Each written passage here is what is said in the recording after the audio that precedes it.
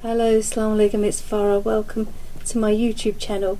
Today I'm going to give you some practical tips which should be helpful when you visit the Kaaba.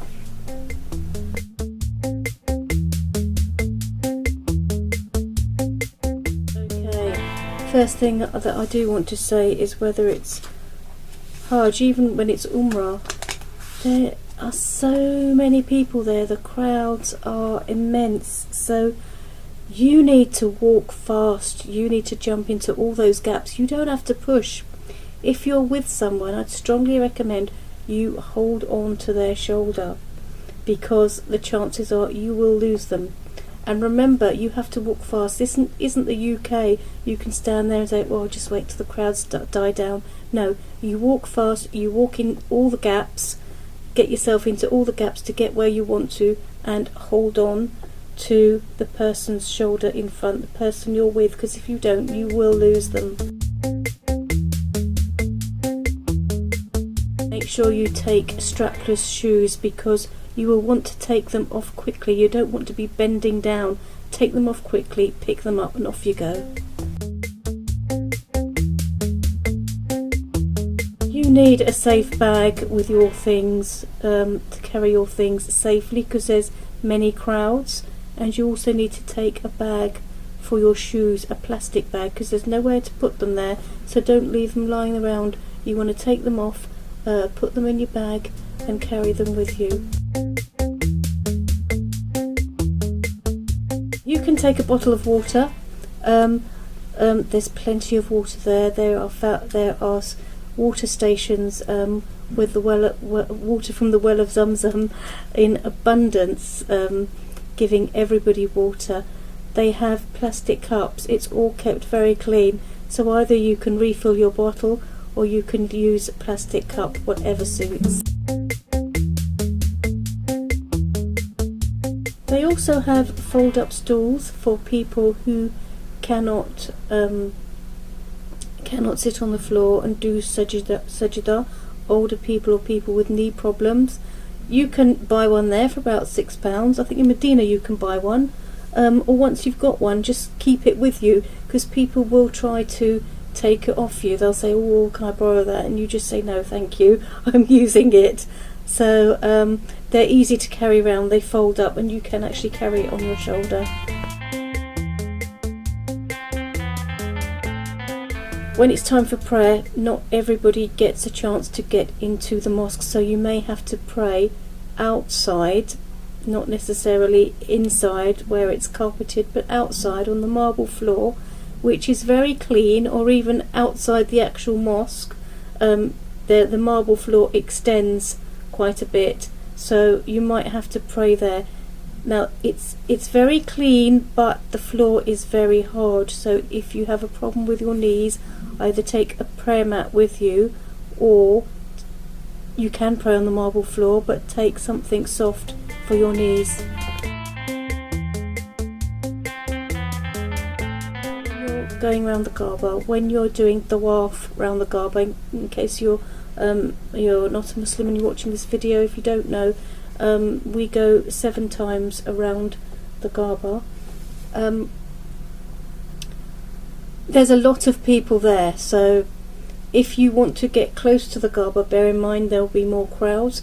If you're slightly further away, it'll be slightly less crowds, but it is very crowded, but the walk will be longer.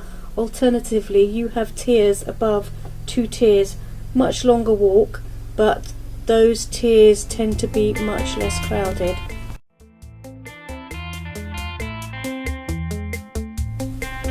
Oh, people pushing. I noticed there were different kinds of pushers. What I did is, if you're walking with someone, I held on to my mum's shoulders like that and I kept my arms firm, and that way you will keep your space so it's not too claustrophobic. And then you get different kinds of pushers. You get some that kind of try their luck and try to push their way through, but if you keep your arms firm, they just back off. And then you get some and they're trying to push their way through, and you just say, I just used to say, brother, please, there's no need to push, we're all going the same way, and then they'd be fine.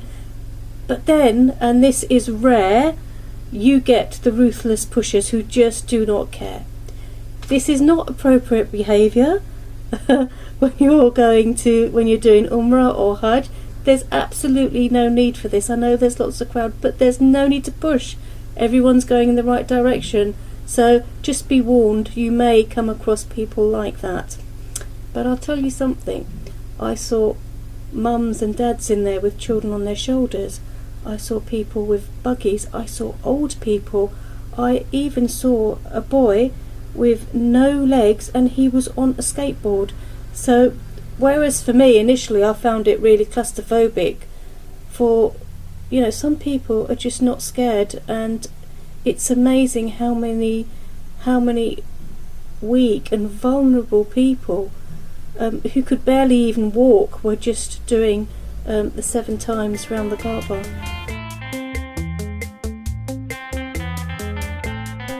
No, it was nice to just sit down when it wasn't time for prayers, and just sit around the Kaaba and be around it.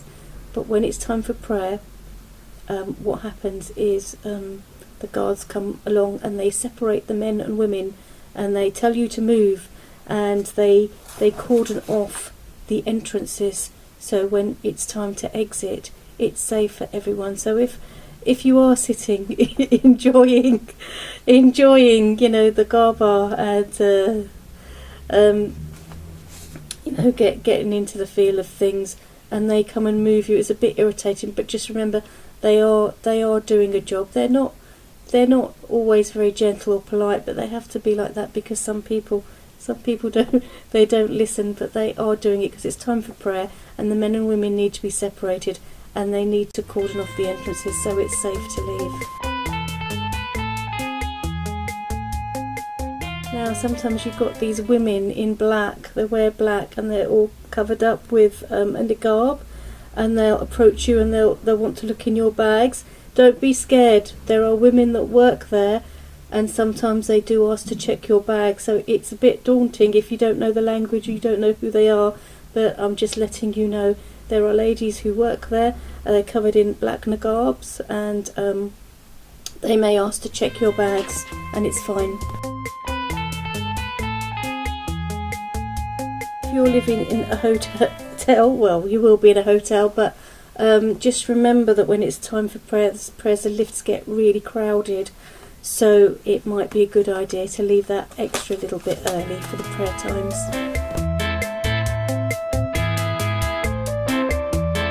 There's a few cats around, so if you do see any cats and you are having your fried chicken, do feed them. There's no need to shoo them away. Some of them are are rather thin, and it's not what Prophet Muhammad, peace be upon him, taught us. Muslims should always be kind to animals, and they don't need much. They'll be happy with a bit of meat and the bone, so do feed them, don't shoo them away.